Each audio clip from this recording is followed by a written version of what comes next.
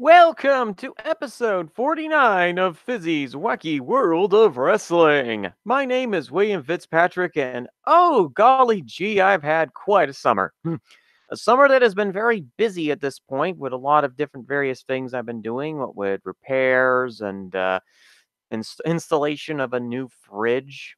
Yeah, I've had kind of a busy season so far, and well, thankfully also I've included wrestling in that time. So today's episode is episode 49, The Rise of Psycho Johnny. Here's Johnny Gargano. Johnny Wrestling has apparently snapped, as I expected he would. Of course, the most diabolical evil presence in NXT history is going to snap under the might of the greatest babyface champion ever, Tommaso Ciampa. Yes, Black, we know you're a really good babyface champion too, but just not on the same level as Tommy Sports Entertainment. Okay. And I'm probably now going to be sacrificed by a cult. Great. Anywho, well, this episode of the show is going to focus on catching up a little bit on the world of WWE and the world of NXT, which are two worlds that I dubbed Mordor and Isengard. Isengard is NXT, and Mordor is, well, guess, WWE. Now, despite the diabolical evil name that I have just referred to as the main roster WWE, I, unlike many other individuals who talk about main roster WWE, do not have even remotely the same kind of angry criticisms, nail biting, perfectionist tendencies, and, well, what could basically call armchair fantasy booking. Main roster WWE is going exactly the way I thought that main roster WWE is going to go, and is most likely should be going in this direction. I know some people are going to disagree with that assessment, but personally for me, I'm like, eh, we'll see how things go from here. I've kind of always been of that philosophy when it comes to main roster WWE, and of course we shall start with that. Because at SummerSlam, our beloved Roman Reigns finally became the champion of the Beef Jerky Championship of Champions that has been previously held by Brock Lesnar. And celebration in the Roman streets as Roman Bruticus proceeded to celebrate with his comrades in the Shield, Seth Rollins, and a returning Dean Ambrose, which you know what that means. Let's get out that wonderful, lovely little calendar that basically says number of days until Seth Rollins is promptly ended by Dean Ambrose. It's actually the first time I've been really excited about anything Dean related in years. And yes, it involves the wonderful joys of Seth Rollins, who wasn't had exactly the same kind of year that in years past that I have regularly roasted him like a prairie dog. Prairie dog is quite delicious, I've been told. So Roman Reigns is now the champion, and that also means that the 5-alarm DEFCON sounds have been sounded, and everybody who does not like this particular wrestler has to basically restock their fallout shelters because, well, in case you haven't noticed on the metaphorical screen, we are currently at DEFCON 5 for an imminent Braun apocalypse. That's right, folks. The Braun apocalypse that was supposedly prevented last year has returned with a vengeance. With, well, of course, Braun acquiring the green Pandora's Lunchbox of Doom, aka a Money in the Bank contract. Braun also wants to fight Roman Reigns in the Hell in a Cell, because I think that what we're doing right now is sort of a mini faction war between Braun Strowman, Dolph, I still work here, Ziggler, and Drew, I have to put up with these two idiots, McIntyre.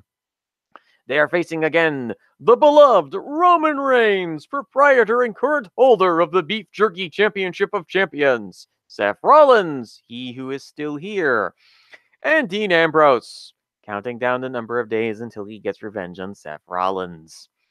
It makes me feel very happy about this. So Drew is stuck with two people that, he's basically the muscle at this point for Dolph Ziggler, and that is a good position for him to reestablish himself on the card with. He would have been more intimidating as the muscle for Jinder Mahal and a returning heel Heath Slater, mind you, but Free and B actually taken somewhat seriously this time. Not that they weren't a menacing front in the past, with their hokey music and the ability to cause an entire crowd to flee the building after after they started singing karaoke. Honestly, at this point, I really do like the main event scene in WWE right now. There is actually some form of structure that has occurred in this situation. It's not the people that people metaphorically want. I mean, personally, I really don't care who gets put in that main event slot. It's going to basically be the equivalent of putting somebody into purgatory, which is exactly a feud with Roman Reigns essentially is at this point, given his unusual reactions. Some days he's booed, some days he's cheered, some days they parade around the streets of Rome chanting his name, some days they parade around the streets of Rome angrily chanting his name. Curse words, profanities, and declarations of love all are abided by the one who is beloved by all. Yes, the beloved Roman Reigns.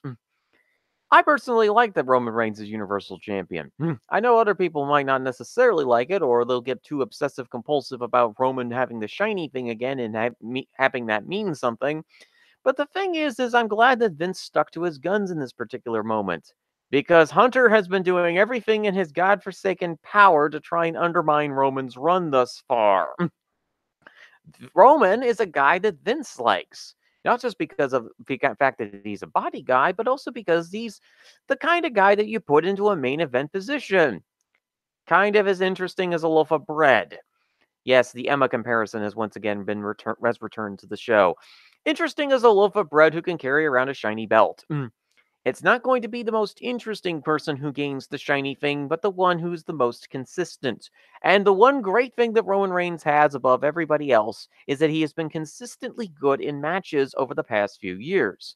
You may not necessarily like Roman Reigns from a promo standpoint, and you might not necessarily like Roman Reigns from a character standpoint, but the guy constantly delivers on high caliber matches. And isn't that something that you folks have been regularly complaining about for years? The so-called people aren't delivering high caliber matches? So that's what Roman Reigns is doing. Admittedly, everything else is a problem. The fact that he continues to basically be the Shield at this point has been a big contention point for even his most diehard of fans. Those who want him to adapt a different look, but unfortunately, Mr. Hernia is going to have a disagreement with Roman Reigns about if he decides to change his look. My suggestion would probably be to just modify his tactical riot gear in such a way that it looks more like an independent riot gear instead of just something out of the Shield. Then we have Seth Rollins, who is stuck in purgatory with a feud with Dolph Ziggler. The perfect spot for Seth Rollins. I love it that Seth Rollins is stuck in the IC scene because they finally realized that Seth is not the kind of person that you push into a main event angle. See also his disastrous main event run in 2015 when he had the shiny thing. Yes, that was a wonderful, painful moments of your life that you will likely never get back. Except for the moment where Brock Lesnar nearly decapitated a fan with a car door. That was the fun part. That was the high point of his feuds and angles. Everything else was just there. And yes, I know people will blame the Authority, but Seth's match work in 2015 wasn't all that great, in all honesty. He's improved somewhat. He's not running around the ring like a like a prairie dog that's been set on fire. But at the same time, he's stuck in a feud with Dolph Ziggler, who is equally as interesting as he is. Yes, Dolph Ziggler's still here. Yes, the adopted son of Billy Gunn has not been chucked into the fires known as New Japan Pro Wrestling, and is instead sticking around main roster WWE. And honestly, I'm perfectly fine with that. Realistically, some guys are just going to not move up from a certain position, and Dolph Ziggler is not going to move from his certain position at this point. Maybe he'll move in 2019. Who knows with this guy? And like I said, Drew McIntyre is now back in a good position at this point. If you push him to the moon, he's going to fall apart like a stack of Lego bricks that haven't been secured properly. If you don't push him to the move and push him steady, then you're going to have success with this guy. If he doesn't accidentally injure himself in ring again, that is. Let's knock on the wood here. There we go. So our main event scene looks pretty much set at this point, with the Shield feuding with Braun Strowman and his lackeys Dolph Ziggler and Drew McIntyre. I wonder what kind of Looney Tunes antics we'll be seeing this time from Braun Strowman as he randomly crashes into things. And maybe gets into a shoot fight with Brock Lesnar over the Beef Jerky Championship of Champions. A lot of people are going to be screaming and hollering about the fact that, Brock is finally gone. We now have our shiny thing back. Didn't you guys and gals want the shiny thing away for months at a time so that it could be perceived as more important and that you were okay with Brock as the champion because he wasn't around all the time? Man, how things change in a year. I mean, some people want things back to sort of the old school method where the championship belt wasn't featured as much, and people were like, oh, let's push the secondary title. Only for the secondary champion to completely fall apart due to either the pressure or getting some kind of injury. And not nearly being nearly as good enough to carry another wrestler for a match. Yeah, you always have to wonder about those things. You either go one direction or the other. There is no middle ground. There's a lot of things about wrestling. No, there's no middle ground in that particular example. So, what exactly is the WWE Championship doing? Well, it's still under the waist of the phenomenal hobo known as AJ Styles, who is currently engaged with a fellow former coworker and frequent person to the I survived TNA Impact during the early to mid 2000s therapy session group known as Samoa Joe. Yes, Joe and AJ are back feuding with one another again. And Joe screaming about Wendy's.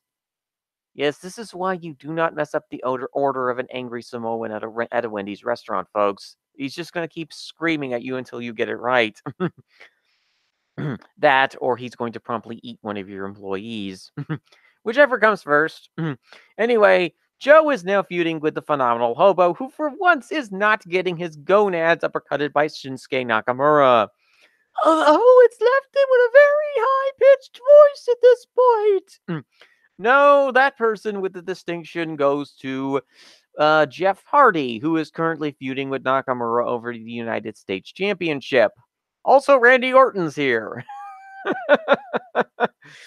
Oh, this is going to be very fun. So, Jeff Hardy, Randy Orton, and Shinsuke Nakamura. All three people from the early to mid 2000s mid card of WWE and New Japan are feuding for a championship belt. It's actually rather humorous. Jeff, I have no knees anymore. Randy, I have a fear of garbage cans. And Shinsuke, I have a fear of alternative music, Nakamura. I mean, seriously, lock Shinsuke in a room and force him to listen to alternative mime music and watch as he decides to start smashing things because it isn't Freddie Mercury. Oh boy. So United States title feud looks kind of interesting if Jeff's gonna crash and burn on something again. Although I've not had very much interest in Jeff Hardy, my interest in Nakamura has always been rather minimum to I mean, I get his talent, I get his skill. The thing is that the guy is completely spent from years upon years of New Japan style main events. And then there's Randy Orton, who's also here. Look, somebody has to fill the vacancy while Nine Jax is out injured, and it might as well be Brandy. Who is now heel again for some reason. I guess he really didn't like the fact that Jeff Hardy had on his face paint again. Was he dressed like Kermit the Frog again?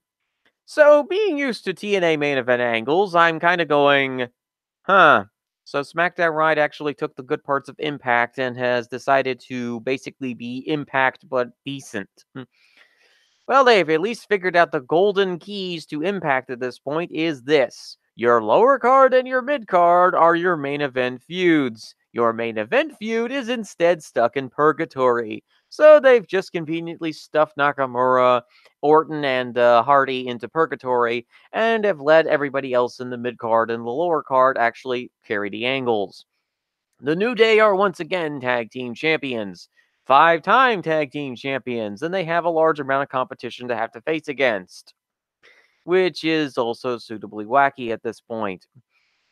So we have Sanity, who has debuted on the main roster to a tepid response. We have the Usos, who are still here. We have Sheamus and Cesaro, who are currently once again looking to feud with the New Day for the tag belts again. Didn't we just have that program last year? So, once again, we're showcased again that Road Dogg has very inconsistent views on how to book things. And then there's the women's division, which is basically carrying some of the show. I say some of the show because the undercard is okay, solid, but it's not exactly a world beater. You have Sonya Deville and Mandy Rose basically playing over their heads at this point. You have a solid enough mid card with Carmella. Then you have, of course, the Woo and Becky.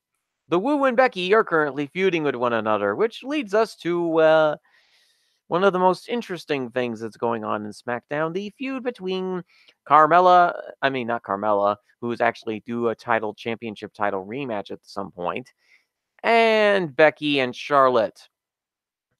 So, Becky and Charlotte are basically pulling a Ric Flair versus Terry Funk angle and have now decided to feud with one another. Becky snapped at SummerSlam when she got pinned by the Woo. And actually, Carmella got pinned by the Woo, I believe. Becky snapped and then proceeded to promptly destroy her while donning Luna Vachon face paint. Yes, so these two are going to be fighting against one another. That's going to be rather interesting. So let's take a look at what the strengths and weaknesses are. Charlotte's strength is that she basically is the Diesel of the division, and that's actually something of a compliment at this point. They needed somebody who's solid and steady, not somebody who's going to light the world on fire. Remember what I have constantly said about WWE. If you put too much goddamn attention on yourself, things are going to fall apart faster than the Challenger space shuttle. Okay? It's going to crash, burn, and explode in re-entry, unfortunately killing all involved. So what you want to do instead is have a nice, steady, safe journey. I know that that's not necessarily a popular opinion, but I feel like that steady and consistent in 2018 is going to be the thing that saves you in the long run and in the short run in professional wrestling. Charlotte and Becky are going to have a fire feud as long as Becky can stay healthy and the Woo doesn't woo when it matters most. I think Charlotte is really excited for this feud, and Becky's really excited for this feud. A lot of people have been debating and screaming like this. I'm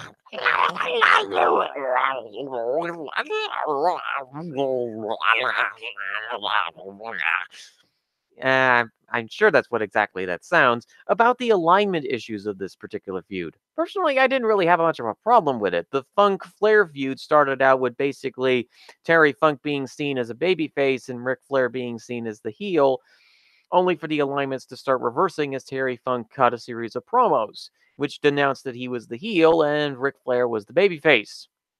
One of the few times I've ever found Ric Flair enjoyable in a feud was when he was getting Jesus beaten out of him by Terry Funk.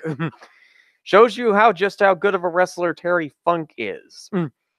So yes, it's a relatively interesting. It's a relatively interesting feud. As long as Becky can stay healthy and she can slow herself down so that she actually works as a heel wrestler instead of trying to pop an audience like a babyface. Although she will pop the audience because the audience is incredibly supportive of her. Because we now have yet another problem that we have to discuss. And here I thought UFO conspiracy theorists were insane. Apparently, there's some kind of other conspiracy going on involving blondes. Blondes! Blondes! You see, because all the blonde wrestlers have been holding the shiny things, apparently, there has been some insane idea that, well, the blondes are the ones in charge. The blonde conspiracy is afoot. No matter, well, it's not surprising given the fact that our truth is in SmackDown that there would be a blonde conspiracy. Here's my thought process. I feel as though that the Woo and Alexa at that point in time were the ones that had the belt on them because, well, here's the thing about Alexa's push. Triple H is desperate for more funding for the performance centers, and naturally he's going to have one of his performance center students hold the championship belt. Yes, I know some of you are going to be screaming at the wind that Sasha Banks should have been holding the belt, but here's the thing. Sasha has a tendency to either be strongly opinionated about things when it's not really a proper time to be opinionated about those things, or go completely kamikaze in matches and almost injure herself, whether by intent or non intent. It's a really, really interesting dynamic that's currently going on, and well, you know, Alexa's going to get the belt because, of course, Alexa is going to be the champ until, well, at SummerSlam, we're going to move to the Raw Women's division after I get done with SmackDown. But suffice to say, well, it was either going to be her or Nia Jax that was going to be ripped limb from limb by Punch. We'll get to that a little bit later. But with Charlotte, it's a situation where Charlotte doesn't really have a lot to do when you put her into a mid card situation. You either have her be an annoying heel who gets too much real life X Pac heat from the audience, or you have her be the what I call the Diesel baby face, in which case she basically runs around the ring kicking people to death. And well, is a goofy, likable babyface. Because that's the thing with Charlotte. I see her as a likable babyface. She is not her father. She is not Ric Flair. She is not like this guy. She is her own person. And I know that people oftentimes tend to typically scream about legacy, legacy, legacy. And I'm like, look, even for people who like legacy pushes, you have to separate them as individuals. Ric Flair, a guy that would make a checkbook scream and set itself on fire. Charlotte Flair, a person yet you can actually trust to be the main person in a division. Just because they are the main person in the division does not necessarily mean that they are the main person pushed. The reason that they have the belt at that point is because they don't have any other ideas for any other person to have the championship belt that work in that situation. Instead of, and I know that people are going to say, well, it's creative's responsibility to be creative. Yes and no. You are dictated by the markets that you are currently going into towns and cities for. The champion of that territory is the champion that you use as a touring champion, and that you run the house show matches and feuds around the TV tapings. That's how it's always worked in WWE. House show matches and stadium events have always been much more important than TV until the last 25 years or so, in which case TV has become a bit more important. But again, we're now juggling once again and realizing that we are now seeing a rise once again in the house shows and the stadium shows. Even though attendance has dropped, but that's mainly due to ticket prices falling. Um, that's mainly due to ticket prices increasing. The stadium shows and the house shows are always going to be a bit more important, and the TV is often going to be seen as somewhat secondary. It's been that way for WWE for the last several years, which has annoyed the heck out of the TV audience, which is they're expecting great things. They're expecting shockers every week, much like AE fans used to expect. The problems of the Attitude Era have reared its ugly head in this situation when you're dealing with the fandoms.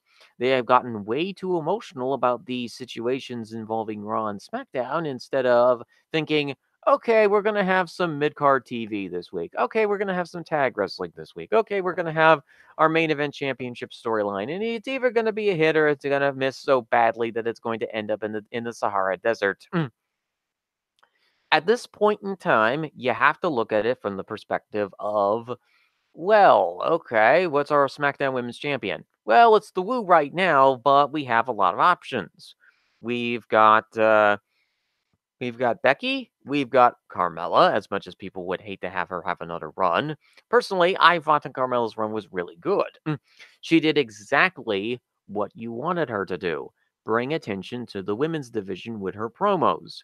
I know that people complained about her matches, but that was because of the fact that they put a young worker into a position of having to carry a main event style match without her just, she could do well on the promos, but the match works is where she started to start to get stage fright and had to rely on other workers to carry her. Unfortunately, the other workers carrying her were the Woo, Becky, and Naomi, who's become a really, really good technical wrestler. But at the same time, you really need a specific story and a specific feud with Naomi in order to make her title run work. You don't have the bodies at this point or the storylines to make a belt one with Naomi work. Now, what do I mean by that? Well, if you feud her with Charlotte, that's not going to work all that well and is instead going to basically cause fisticuff fights between people who have quite a bit of tensions going on in the outside world. WWE isn't that stupid, folks. They're not going to have a situation where they're going to do a Triple H Booker T, okay? Becky, another good option, really a really solid option. Mandy Rose and Sonya Deville, they're currently being used as sort of preliminary talent, but they also have gotten their own storylines going. The irritating Banshees, still irritating as usual. And that's by that I'm referring to Peyton Royce and Billy Kay. Oh boy. So yeah, SmackDown's got a lot of solid pieces, and they got a really solid women's division. I think consistency is the biggest thing that they're having to work with at this point. You don't want to basically go, let's turn it fire. Let's straight fire, man. Let's do all of this, man. No. Overexcited emotion is not what you need right now. What you need is logic and steadiness. Give a run to Becky, then have Naomi feud with her.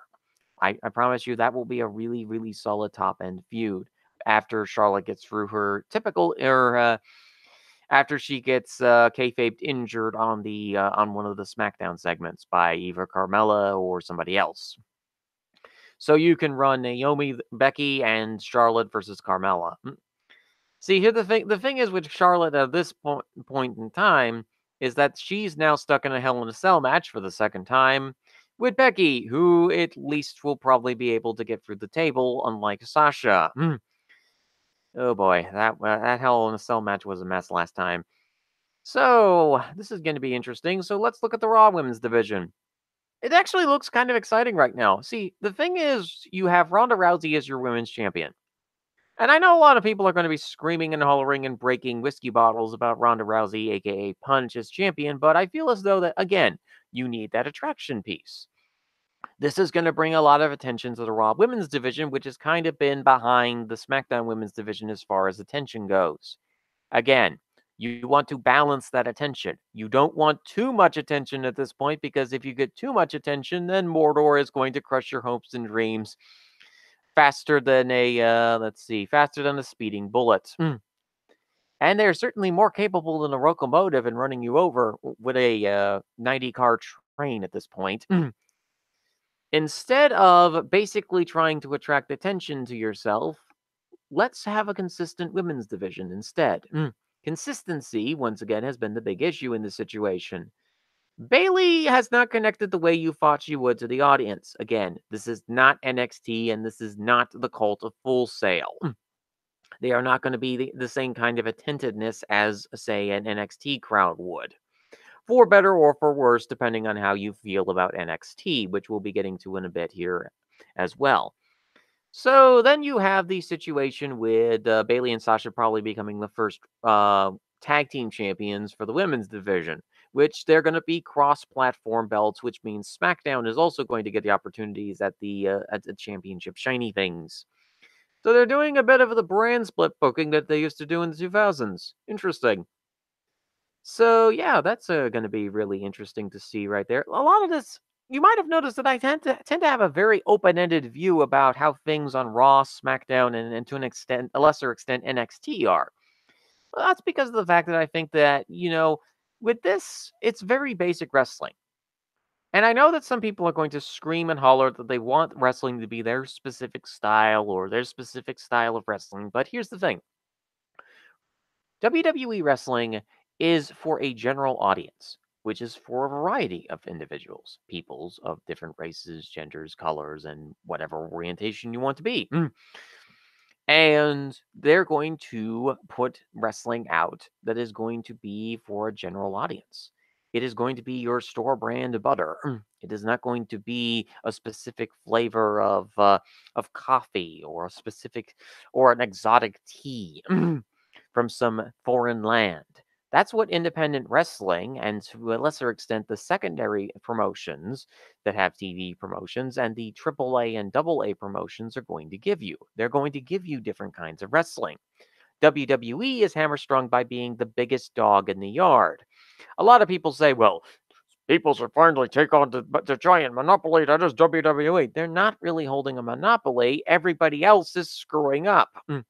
Pay attention to your areas, folks.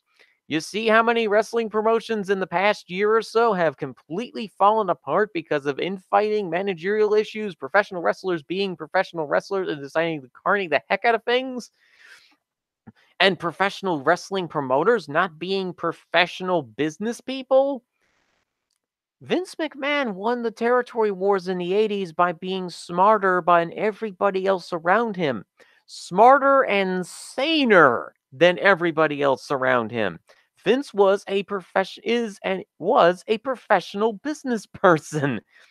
You're getting 12 rounds into a fight with a professional business person, and you have the likes of Vern Gagne, Stu Hart, Frizz Von Erich, and every single other person who was either retired or in the bowels of round 20 at the local bar. You're not going to win that contest. You're going to lose badly because you don't have the pieces in that situation to counteract in those cases. The 1970s and the 1980s were an era of change for professional wrestling. Very few people actually look at the 70s because that was the era in which things changed. Boxer versus wrestler matches? Guess who was doing those? Vern Gagne. He was doing those kind of matches because he wanted to basically Inokiism professional wrestling by making it a legitimate sport. When it wasn't, it was scripted. So here you have Vern in the situation who was responsible for a lot of the issues that pro wrestling had to deal with in the 1980s. Yet he doesn't get scapegoat to the level that Vince McMahon does. Because everybody's saying, he did change so much. He did this, he did that. I'm like, Texas? That wasn't Vince. That was the Von Erichs being the Von Erichs. That was them being cattle farmers. And this is something that's not really talked about with the Von Erichs. They were cattle farmers, ranchers. They saw wrestling much the same way that they saw cattle. They saw a bunch of disposable individuals who could be rotated in and out on a small card, and Gary Hart would do all the work while they sat back, relaxed, and partied it out. As long, of course, as those Von Erich boys got pushed to the top. Okay, you see the problem here. World Class Championship Wrestling was great because they had a mid-card that was really good. They had really good mid-card wrestlers. They had really good top-of-the-line wrestlers who weren't named Von Erich. The Freebirds Von Erich feud may have brought people into the building, but people stayed at the show because they had a mid-card that actually worked. They had characters. They had personalities. They had a vibe that is perfect for anybody who wants to go into a theater to see theatrical carnage. At this, what looks like a former airfield factory that's been converted into a barn that is stifling hot, 95 degrees on most nights, with no air conditioning. Texas. One step forward, 15,000 steps back, and missing your own foot because you decided to blow it off with a shotgun. But regardless of the Raw's women's division, as I pointed out here, you have a very solid division. You have a lot of very solid things that are going on in this division. I don't mind that Punch is the champion right now because guess what? If that Punch versus Nikki Bella match happens at Evolution, then oh my goodness, that's old school UWFI. That's Vader versus Nobuhiro Takeda in 1994-95. That's a match that could turn into a full shoot. See, there you go. That gets your excitement going, you the catch wrestling and MMA fans. And it's from the two most unlikely sources, Nikki Bella and Ronda Rousey. And I mean, meanwhile, over in SmackDown, you have the near continuous Miz versus Daniel Bryan feud. Miz versus Daniel Bryan has always been a feud for me that has never really been all that interesting. I mean, because Daniel Bryan's a deranged lawn gnome. And his interest basically critiques to me, is he a heel yet? Yes, I know he's considered to be something of a beloved babyface, but personally, past a certain point, I really don't care. He's kinda a heel. Overall, as a heel, I feel. And then you have The Miz, which I still have something of a pathological dislikement of at this point. Even though his promos are solid and his ring work is good, I've been kind of stuck in an echo chamber regarding The Miz, and, well, that's making me as loony as Johnny Gargano. The Miz is awesome! The Miz is awesome! The Miz is awesome! Imagine having that pounded into your head 1,000,000 times. That's what I've been dealing with.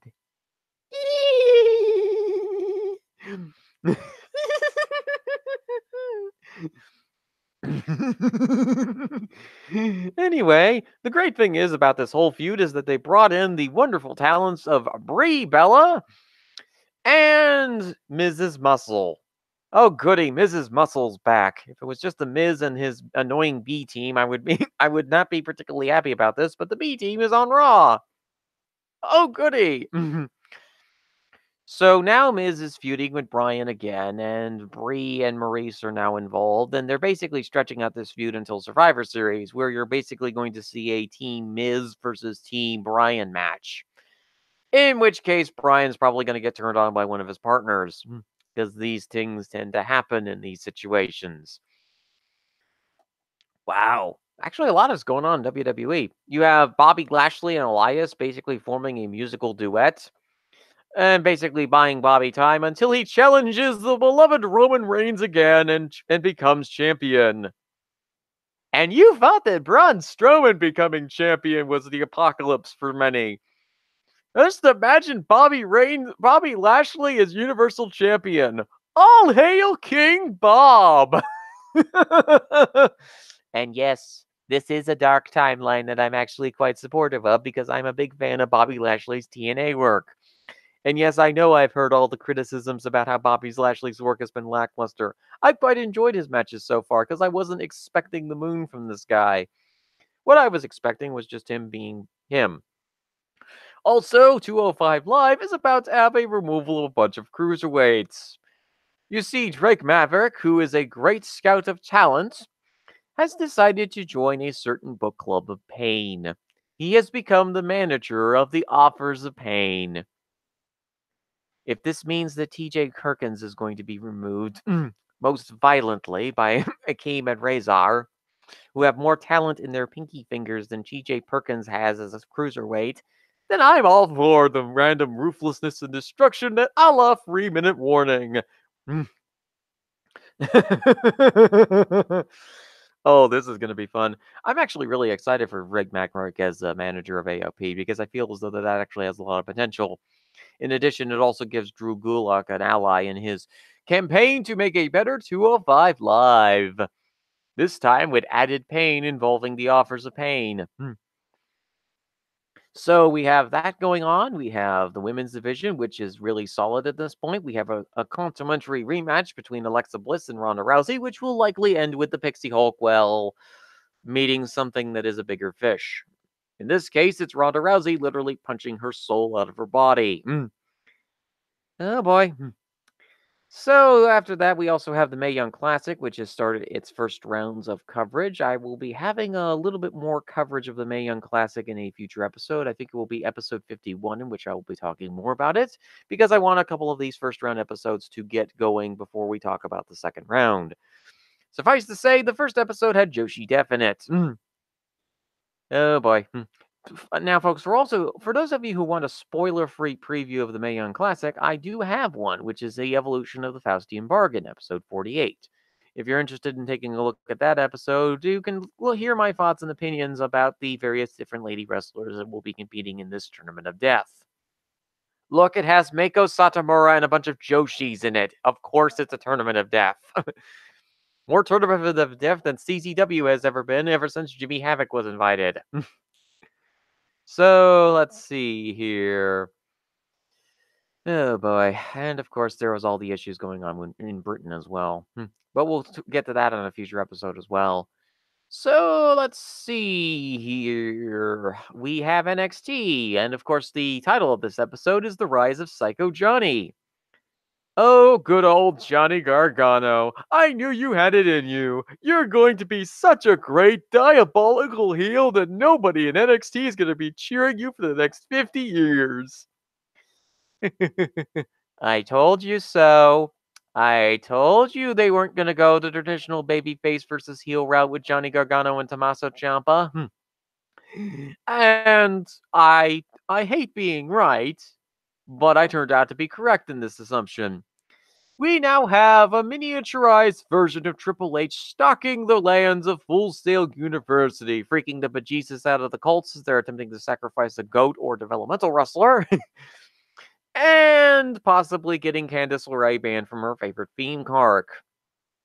Well, there's going to be more sacrifices for the bodies. There's going to be more bodies to sacrifice because Candice is going to get mad. And when Candice LeRae gets mad, well, don't say I didn't warn you about the property damage, mass destruction, and possible death and dismemberment.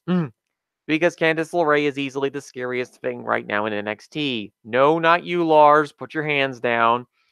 No, not you, Heavy Machinery. No, not you, Velveteen. You're the one that may have started this. Yes, Velveteen Dream upset Johnny Gargano and won a match in this week's edition of NXT, setting off Johnny wrestling to turn himself into Johnny Failure, which has basically been Johnny this entire run. But wait, Fizzy, he's had a great babyface run. Why are they turning him heel? Because Tommaso Ciampa's a glass cannon, and honestly, at this point, it would be better to go with Gargano instead of Ciampa as the main event heel. Also, you're not going to be able to keep Adam Cole as a heel forever in NXT. You're going to have to turn him babyface because of the crowd reactions. As the booking team repeatedly smashes their head on the table and says, God dang it, Full Sail. And it isn't just Full Sail, it's the events that they're running right now. They're getting a variety of very mixed reactions. Some people are getting cheered, some people are getting booed, some people are getting a halfway split, and others are getting complete and utter silence. There's a lot of chaos going on in NXT right now at this point, as the perfectly structured and finely booked events are now finally starting to fall apart. TakeOver Brooklyn 4 was basically the hipster equivalent of an indie wrestling show, complete with overdramatic selling and a main event that almost put me to sleep. Yeah, running Gargano Ciampa 3 times turned out to exactly be the very thing that I was talking about. You ran this too many times. Ciampa needed a different opponent, but unfortunately Aleister Black suffered from the injury bug at this point, leading to Johnny Gargano doing the stupidest spot in 2018 and nearly dislocating his kneecap. Oh, what fun is that? And now we have Johnny Gargano basically becoming Venom from Spider-Man, although in reality he's more like Carnage, and that he's an individual who is likely going to be a monstrous diabolical heel, much like he was in Dragon's Gate, to our wonderful applause for those of you who actually watched that promotion. The 10 of you who actually watched that promotion. So yes, this is going to be, let's see, I'm just checking the chat here to see if anybody's stopped in. Oh yeah, Taker came in. Oh, that's nice. I would actually be typing in the keyboard there, Taker, but unfortunately the cat is currently blocked the keyboard. Yeah, the cat is sleeping right in front of my desk, so I basically just have access to a mouse, which I put off on the other side here, and my microphone, which is a headset. So that is a great thing right there. So NXT is in an interesting situation right now. Remember what I told you about the women's division still being good? Yeah, it's still fine. It's actually really good right now because Kairi Sane now has her and now has the championship belt stuck in a cursed treasure chest that is likely going to cause many decapitations and loss of limbs for those people who attempt to open the chest that aren't Kairi. Oh, that will be really fun when Io Shirai tries to get the championship belt out of Kairi Sane's chest. Because what's going to happen is the Mimic is going to react very badly in that situation, is going to try and attack her. Not the first time that a possessed demonic treasure chest has attacked a Joshi wrestler, so she'll likely be prepared. So while the Mae Young Classic Tournament of Death Edition is continuing, we now have a feud brewing between Shayna Baszler and Kairi Sane. Baszler was the former champion who lost the belt to Sane at TakeOver Brooklyn. It looks really interesting so far, and I think it will be a really interesting feud going forward. We also have the Royal War Raiders trying to face off against Undisputed Era, Heavy Machinery being around, and the Forgotten Sons, well, trying their best not to be forgotten. There's also the Street Profits, who are doing things, and, well, the Mighty, who are here somehow. Yeah, not everything has worked out thus far. One of the biggest surprises has been Velveteen Dream, who has continued to carry on that momentum from that 4-star Aleister Black match that he had last year at TakeOver. I can't remember which one, but it was one of those matches I was incredibly impressed by because I was like, oh my goodness, Aleister Black is literally carrying a broom here, and the broom is actually working with him. So, Velveteen Dream is in an interesting position right now. He's also going to indie events at Evolve this weekend. Evolve 112 and Evolve 13 have, well, basked in the experience of the Dream. Yes, Keith Lee is also in NXT, as is Matt Riddle, because the last thing right now at this point NXT needed was more free agent signings. But they're gonna have to cut developmental people, you say? Oh, good lord. Given the rate that the injury bug has been going on in WWE this year, no, you don't cut people unless you absolutely have to, or just restructure the contract so they can start taking indie bookings. Basically, that's what they're kind of doing right now. They're doing experimental contracts, which may work or may not work, depends on how things are done. So, yeah, this is really interesting. This is a very interesting run thus far that NXT is going on. A lot of the stuff that I've been basically saying for years is coming to fruition. They have no mid-card at this point. Their heavyweight division is top heavy with Ciampa and Gargano, who thankfully is finally being written out a storyline. I was like, well, get rid of Gargano. He's going to be your biggest detriment overall. But he should go to 205 Live and promptly go psycho and proceed to rip all the luchador masks and steal them. Yeah, Kalisto's going to have to super glue his mask to his face, folks, if Johnny Gargano actually comes to 205 Live. Although it's perfect with Drake Maverick now having a couple of heavies, he does need a cruiserweight in this division. Oh yes, folks, I just called Johnny Gargano Cruiser H. Because he is a cruiserweight version of Triple H. The kind of person who is supposed to be a babyface yet gets on my nerves faster than Sami Zayn and Seth Rollins do. That is quite an accomplishment that the Clevelander has managed to achieve there. In addition to the fact that I have a way more sympathy for the current NXT champion and greatest babyface ever, Tommaso Ciampa. Yes, I know they're trying to position himself as a heel and have people have him rip signs from people. It's not going to work past a certain point. Tommy Sports Entertainment is relatively likable. Johnny Gargano is not likable. The only thing likable about him is if he decided to dress up as a Cleveland Browns player and promptly get tackled to death by an angry Pittsburgh Steeler. because at least the 11 other Cleveland Browns players would be able to actually score a touchdown if he was on the field. Because every single Pittsburgh Steeler would want to tackle him. He has, at this point, the kind of heat that you don't want. And they have reacted very coldly to the idea of Johnny Wrestling basically admitting, going, I'm the one that cost Aleister Black. I'm the one that did it. Look at me, look at me, look at me. Kick. Yes, I actually have saved that gift. I have saved that gift of Johnny Gargano getting kicked in the face by Aleister Black. The only sane babyface in the room. Well, Ciampa's gone completely psycho, and he's admitted to it to himself, and I appreciate his honesty of him going completely psycho. See, here's the thing about Ciampa. He's an honest psycho. Gargano is not an honest psycho, because right now they're doing a storyline angle in which Johnny Gargano might leave NXT yet again because he may have attacked Aleister Black in NXT's notoriously safe parking lot. If your names aren't Aleister Black and Hideo Itami, that is. So yes, NXT has no mid-card. They have very few interesting stories apart from the indie showcase matches between the Undisputed Era and Pete Dunne's heavies in the form of British Strong Style. And then you have Ricochet, who is also here and is North American champion, apparently. Well, that's going to be great. Hopefully to do a breakup angle with Adam Cole soon, because he's a much better babyface than he is a heel.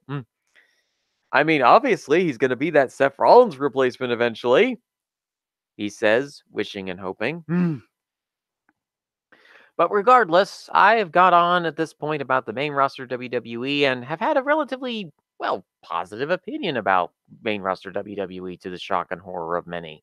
Or positive happiness and surprise of many, depending on how you think about things. But yes, I am certainly looking forward to the rise of Psycho Johnny. Because if you thought that Tommaso Ciampa was psycho, oh, you have not seen heel Johnny Gargano yet. Here's Johnny. And you all thought he was a baby face. Well, after that laughter-filled episode, this has been episode 49 of Fizzy's Wacky World of Wrestling. If I missed anything involving main roster WWE, I will likely be covering it either on episode 51 or 52, depending on how things go with those two episodes. Because episode 50 is up next. Yes, episode 50. I've made it to 50 episodes, folks. Come see what all the joy is about, as episode 50 is going to be returning to the Indies for a look at STW's Bergman Brawl 2 event. Yes, my local indies are getting the 50th episode spotlight. Seems rather fitting. But for now, my name is William Fitzpatrick. I hope you folks had a great day or night, ladies and gentlemen, and I will probably be seeing you either in a couple hours or in a couple of days with episode 50, depending on how things go and how I feel. Have a good day, ladies and gentlemen, and I'll see you next time. Bye!